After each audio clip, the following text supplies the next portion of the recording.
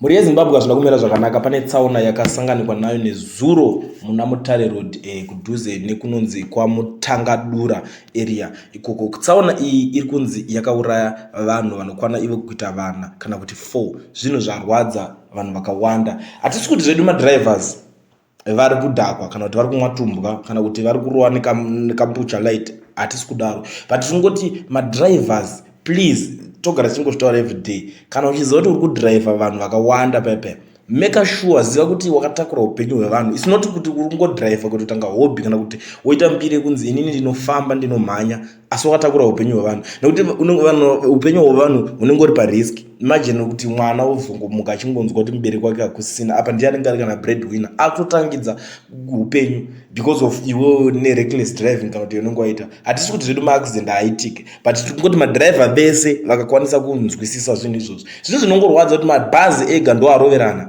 Aiwa, accident inokwanisa kunzwisika kuti aiwa vazovhiringidzana kana nekamwe kamota. Manje iro zibhazi rekwatendere nomwe anonzi few pets buses ndo vanhu vacho vanga vari mutsaona iyo. Hazvina kumira zvakanaka kwamana.